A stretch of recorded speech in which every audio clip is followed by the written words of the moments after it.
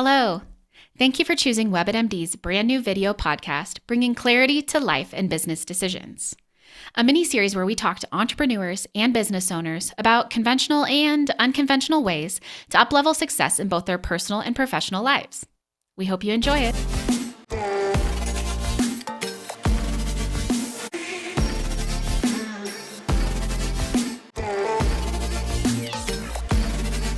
Welcome back. In episode 3, we will be continuing the conversation with Jordan Benjamin of HubSpot and MyCoreOS. While still crushing it at HubSpot, Jordan also facilitates peak performance programs for different sales teams across the country to help build valuable personal and professional life skills. Today, we will learn how to achieve peak performance for yourself and your team and how to maintain it. Also, how that mindset can shape and change the way we sell by injecting humanity and an attitude of service back into the field. Make sure you register for our final episode, details coming soon, and as always, share us with a friend. I am here again today with Jordan Benjamin, Principal Partner Sales Manager at HubSpot and founder of MyCoreOS, and of course, Matanda Nino, WebItMD CEO. Welcome back, guys. Glad to have you here again. Glad to be back. Yep. Pumped to chat with y'all. Welcome. So today, in this episode, we want to focus on this idea of peak performance selling. Now, Jordan, you've built entire trainings around this for both teaching teams at HubSpot and MyCoreOS. What does peak performance actually mean to you? It's a really fun question. And to me, there's actually a story that I want to share about it because I started out in sales and worked at some startups that it was kind of a crazy concept if you got to 100% of your sales target. Our targets were really high. We didn't have much documentation on whether we'd hit them or not. And I was at HubSpot sometime in my first year and went out to a dinner with our chief revenue officer at the time. And one of the sales engineers actually just showed up to the dinner a little bit later. He was out with one of our other sales leaders and they joined us. And people are there talking about like, oh, I hit 100%. And the sales engineer sat there and he kind of laughed and he was like, 100% to your sales number? Like, that's meeting expectations. That's doing the bare minimum of your job. And where I'd come from, like if I would have hit 100% consistently, that would have been amazing.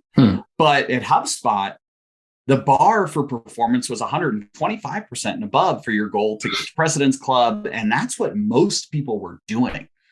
And so for me, I had to rethink a lot about what are my standards. And what we've seen over the years is good work used to get really great results.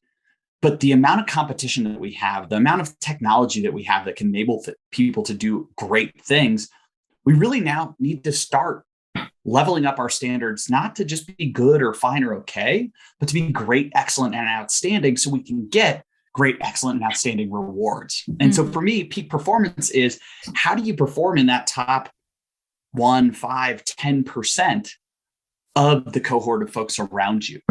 And this is all what we can define for ourselves. And it's going to be different for each of us. But for me, it's about how do you perform at the top of the top? And maybe we fall back to the Pareto principle, 80-20 rule.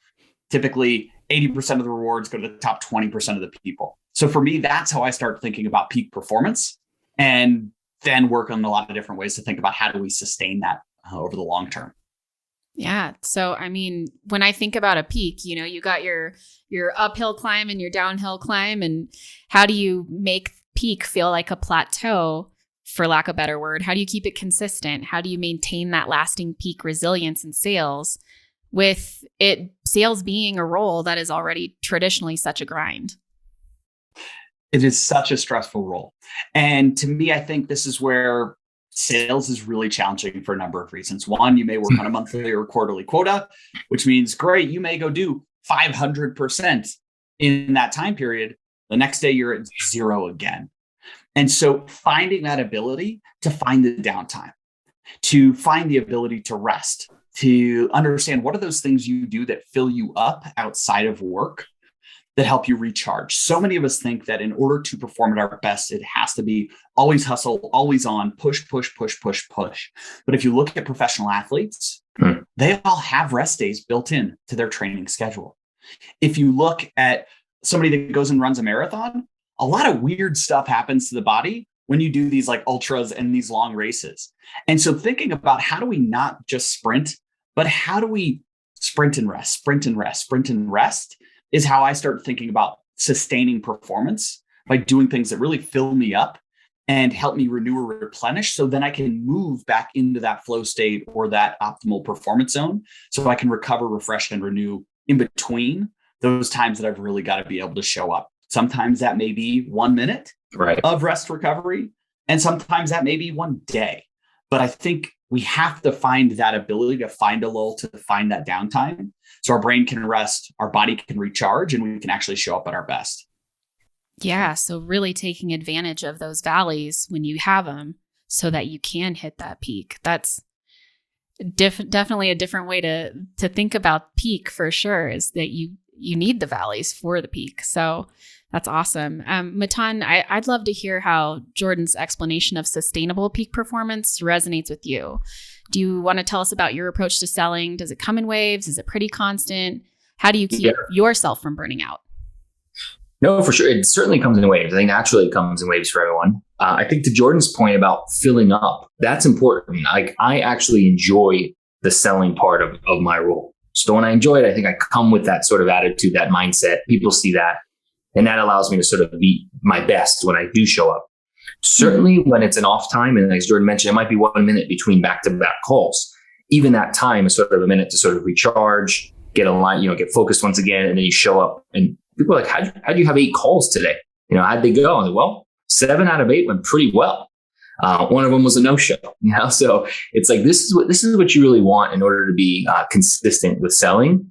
And I think a lot of the aspect of what we do here is consultative in a way where people come and are really struggling with how to grow their own business. So they're coming very open arms, right? And they say, you know what? I don't know what I should be doing. Maybe you can help. And then we have a good conversation about it. Call it selling if you want, but it's really just they're trying to figure out how can they build a business that they need in a healthy fashion, and they're asking for that suggestions from the other side. So just helping people, providing them value, as you speak to them, and really remembering that they came and knocked on our door, and even if it's not the case, even if you do cold outreach to them, you're not selling them something that they don't need. You're just determining if it's a fit. And if it is, I think you keep showing up. You're just determining if that fit's good for them. And with that, you just show up at your best performance. I mean, I don't really see peaks and valleys to that, because to me, it's just super enjoyable to leave calls like that. I leave those calls more energized than I came in. And so for me, like that energy is something I love to sustain throughout the day, and then have a good rest period at the end of the day or in between calls and show up and do it once again. I mean, it's been something I've been doing for years. I really enjoy it. Yeah. Yeah. And I think for some people, that's very true. Like being able to say that you're helping somebody answer a question or fulfill a need, it fills up your cup. And there's a lot of people out there that in helping others, it rejuvenates and rests them to keep going. So I definitely can see that mentality for sure. When I think of sales, I immediately think of that burnout we were just talking about, but I also think of that every man for himself kind of mentality or approach. How do you create like a peak performance culture that supports team over self with that kind of old stigma surrounding sales? Jordan, why don't you go ahead and give us your thoughts first? Yeah, this is a really, really good one. And I think it ties a lot back to that story that I shared at the start about, how do we say, here's the bar that we have set as a team. We are here as individuals in sales more often than not, but we are here together to achieve something greater than what any one of us can accomplish on our own. Mm-hmm. And creating this culture of sharing ideas. Hey, here's something that's working well. I want everyone else to leverage this. Or I'm open to feedback too, if you think there's a better way to do this. I also think there's this critical change in sales culture that for so many years, we looked at sales as, and this is how many of us are programmed to look at life, as this scarcity mentality. There's not enough money out there. There's not enough customers. There's not enough prospects. My territory is too small. And if we can catch ourselves when we're getting into that mindset and flip it to abundance. I've been reading a lot from Robin Sharma lately. And he talks about billionaire clients that he coaches and trains. And one, these people have coaches. So for folks looking to level up their own game, I think getting a coach is a good one. But more so to his point about the billionaires that he works with, when they see somebody else that has created a new product, a new project that is earning massive product adoption and massive dollars, these guys don't sit there and gals don't sit there and say, oh my gosh, there's not enough out there for me. They say, well, how can I tackle that problem? And how can I find the opportunity to go out there and make that myself? And so I think that's one of the key things that sales for so long has spent so much time pointing their fingers at the marketing team, at the operations team, at everybody else. But the more that we can say there are so many customers out there, I want to go celebrate the people that are doing great in sales. Even if I had a bad month, deal, whatever it is, I want to celebrate those folks that are doing really well, because I know I have similar opportunity to achieve the same success. Maybe I just need to approach it differently or learn or develop. But knowing that there's abundance of opportunity out there is one of those mindset shifts for me that I think helps us move away from feeling like it is just this grind into, wow, how can I look for that opportunity to celebrate others? That really helps me find that the ones that are winning means I can be there too. And it's not like they're taking it away from me.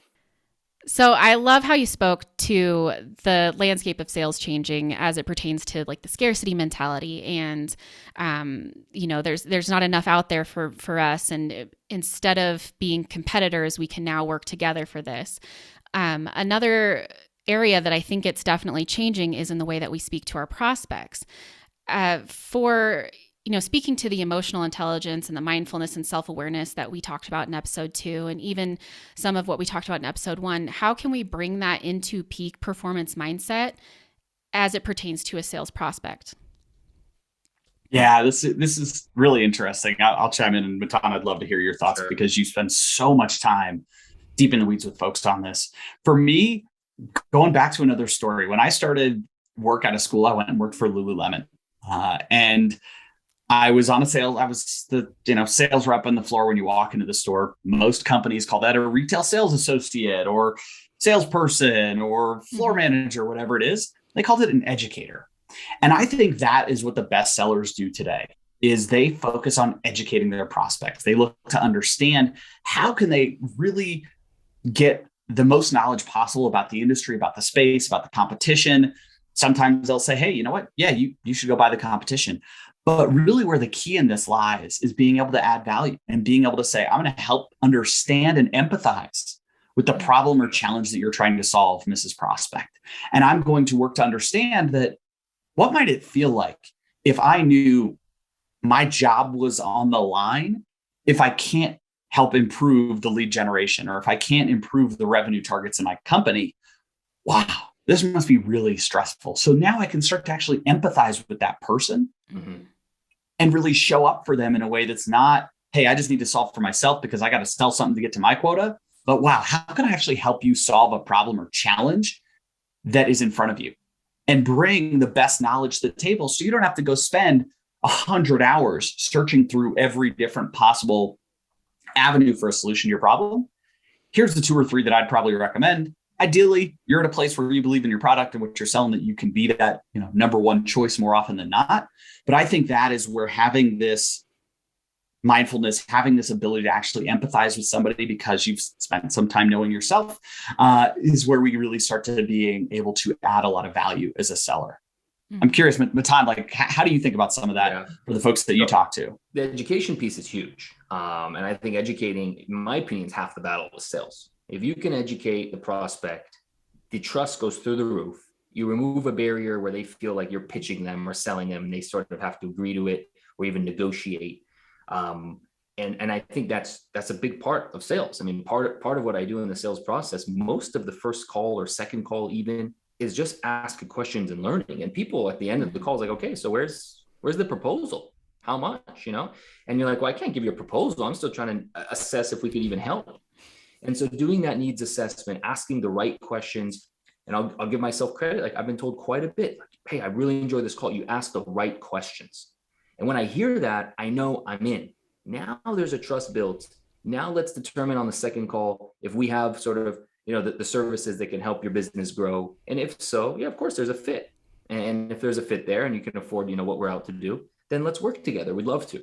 And I think people really like that. I don't say that I sell. I co-create plans with prospects. And then if we determine that we as an agency can help execute that plan, then of course we'd love to.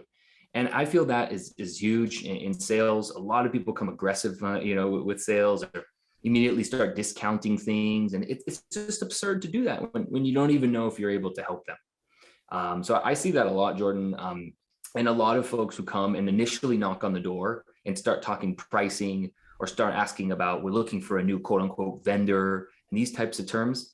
I'm not interested in that. We want to partner with organizations and help them grow. And all of our best clients that we have really trust us as a partner. And of course we have to back it up with the performance. And that's where good business lies, in my opinion. Mm-hmm. And I think being able to measure that stuff is what's so critical. I think that's where having this ability today, I mean, as I've talked to business owners for so long, they're like, yeah, we just dump money into something. We made more money, so we think it's working. And I think that's, one of the reasons why I love, being at HubSpot after I was a customer, is like, people can actually now understand, like, how do we put our emphasis, our dollars into things that are making a measurable impact. And I think that's one of those areas that so many people still struggle with, and why they get so much value from the conversations and the clients I've seen you work with and help and support over many years is like, we can actually tell you the impact that we're making. Right. And to me, that is where I think the education has gone to another level as we move through this evolution of sales, to say, well, now folks actually have hard numbers and data to look at performance metrics and all these other areas that give us better perspective from a higher end, like where we get to see, oh, great, I get to see this across 100,000 companies. And then we get to now apply that into, hey, well, have you tried this? Because you have such a broader perspective than somebody that's maybe just been sitting inside the own four walls of their own business, knowing their own industry, where I get a chance to now provide solutions that go well beyond, oh, well, I saw somebody in a totally different business trying it this way. Have you thought about this? And how do we actually help people think differently about what they're doing? I think is one of those kind of cool parts of the evolution in sales today. Yeah, no, I want to add one more comment here, that technology is allowed for that, which is fantastic. Now, people who are now, and you'd be surprised how many are still not sort of leveraging all of that. Mm-hmm. I'll also say some people come with an attempt to do that, but it's a very busy space. It's very hard to go and pick out of the thousands or tens of thousands of tools that are out there sort of across marketing and sales technology. How do you pick the ones that work together or don't? And it's a mess. So yes, we happen to be HubSpot fans, and we think those tools align well with our service offering, and specifically our growth stack that has the tactical, like top of funnel, really things that I would argue other agencies do. Maybe we think we do it better, but other people do that. But then going down the funnel and all the way through a sales process, and finally getting to what we call closed loop reporting, which is that measurability, to know what tactic at the top of the funnel, was it a blog post or a paid ad or what have you, actually drove revenue, and being able to look at that. Leadership loves these types of dashboards, and so do we. And then that comes full circle and it drives our initiatives. We do that every quarter, but it basically drives our initiatives for the upcoming 90 days or for the years to come. So that's huge. Technology is allowed for that. And when you just think about selling, I mean, I tell people that out the gate. I say, guys, if we can't measure what's driving success here, and if it doesn't drive success, of course we don't want you. Don't pay us. Don't pay Google, Facebook. We don't want that. And people really like that. Again, I think it removes the barriers. They say, you know what? Let's give this a great attempt. Let's go for it. And if we see value, we want to double down. And that's what we've seen. That's fantastic. I think that's where we learn so much. And this is to be in sales, how again we continue to grow and sustain and evolve our performance is by learning something every single day, every single interaction. It's not win or lose, it's win or learn. And I think that is one of those opportunities that really helps folks see value in what they do every single day. Sure. Yeah, I love the win or learn terminology. It takes away the mentality of selling for the sake of a sale. Like it brings the to me, that goes back into peak performance, because if you are selling with the true intention of helping someone, you're not going to sell them something you know probably won't work for them. You're going to sell them something because you know that you believe in it and you know it'll help. And having that knowledge that you're truly helping somebody fills you back up to continue to go out there and do it again. And if we know anything now, it's not just making that first sale, it's continuing to sell our customers. It's great. One other Yeah, quick go ahead. comment, Danny, and I know Jordan would probably agree with this one, is I think what sales has become too, as we think about professional services, or definitely in the software business, is it can't be just about the first sale. If it's not about retention of the customer, if it's not about upselling or cross-selling, even if you want to use those terms, but if people find value in sort of a pilot and they say, you know what, we want to do more with you guys, or we have one of like the HubSpot hubs, now we want to add on another one. I mean, that's the nature of the business that we're really in. And if we can help them get through that and sort of grow together, I mean, are you really selling at that point, or are you just sort of advising on other ways to continue to expand the relationship together? I mean, that it just seems like a healthy sort of approach to it. And that's what it's about. If the business was just one time in and out, I would argue it's not even a healthy business. Yeah. An advisor. I like that. So what are some tactical starting point tips business or sales leaders can use today to start to get to that peak performance level of selling? Like, I know you guys have dropped some really good nuggets this whole episode, but if you could, Jordan, and then Matan, if you have any to add, just some quick low lift tips that people can start with today. Yeah, I'll throw a couple out there. One, define your standard. What is your metric of success? Is your standard good? That's fine. That's okay. Just know that you're probably not going to max out where you can perform. You're not going to achieve the rewards and types of success that many of us see other folks having, and say like, oh, why not me? Well, because you're spending there with a low standard. So think about how can you elevate your standard to be in at least the top 20%, because that's where typically 80% of the reward is going to go. From there, you got to look at your systems. What are you doing every day? How are you performing? What are you doing to set yourself up? Are you taking care of the basics? Eating, sleeping, drinking water, hydrating, working out, all these things, finding time for yourself. We talked a little bit about renewing and refreshing, so understanding it's a sprint. And then I think the one really low lift tip for me is surround yourself with other people that have done what you've already doing, right? That have that type of level of success that you want to see. The more that you can surround yourself with folks like that, the more that you will level up your own standards and see folks that have done it and figure out ways to do it. So maybe you don't have to figure it all out on your own. Wow, and you can do that through podcasts, through other, mediums and channels, because there are some people, like, I don't know Tim Ferriss, but I get a chance to listen to a lot of the things that he provides and thinks about and how he talks about it. So we are at a time and a day and age where we have so much access to continue to level ourselves up, to grow, to learn, and to unlock really whatever potential it is that we want with technology in the way that it stands today. Absolutely. Matan, do you have any other tips that you'd give? The learning piece, the last one that Jordan said, is huge for me. I'm not embarrassed to ask. I don't know something. I ask people if somebody's done it or I think they're doing it better than me.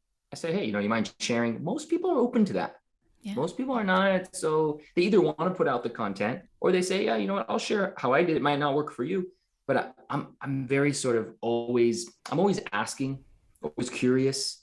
And I think that curiosity just kind of trains the mind to continue to be, have like an explorative sort of approach to things. And overall, like, I just think that's how I've gotten better. I've taken some courses on things or done through a workshop of just like the first call that I do, let's say with a prospect, that's called the exploratory call. Like, I have a sort of a format to that and a dialogue that I go through, and people say, wow, I enjoyed the call. I'm thinking, well, there's a lot of technique that went in there as rhyme and reason to each one of those questions. I end up with the material that I need with the call, but that didn't come overnight, right? It took some time to sort of perfect. And when Jordan mentioned systems, I think technology has got to be thrown into here, that it's the tactics around having tools that make your life more efficient seem obvious, seem also kind of overwhelming, but I think those should be something that everyone should be looking at. I mean, we all have the same 8-hour workday, 9-hour workday, 24 hours in one day, but how do you use that time? I think that's what differentiates sort of, the good from the better or the best. Awesome. All right. Well, Jordan, if listeners haven't tuned into the previous episode, where can people find you? My podcast, Peak Performance Selling, anywhere you listen to podcasts today for sellers, sales leaders looking to figure out mindset, mental health from some of the best in the world. Check me out, mycoreos.com, or hit me up on LinkedIn. I'm posting every day on there. Jordan Benjamin, 2 first and last names. Good luck. You might struggle finding me, but yeah, that's where you can find me. I'm posting stuff pretty much every day, thinking about mindset, mental health. How do you sustain it and achieve top peak performance? Yeah. Well, thank you both so much for taking the time to chat, and not just 1, but 2 episodes. Yeah. I think you guys both have such a wealth of knowledge on how to work and sell at a higher sustainable frequency. And I think a lot of business owners and sales leaders will really value this information. It's great information and wonderful insight. So thank you both.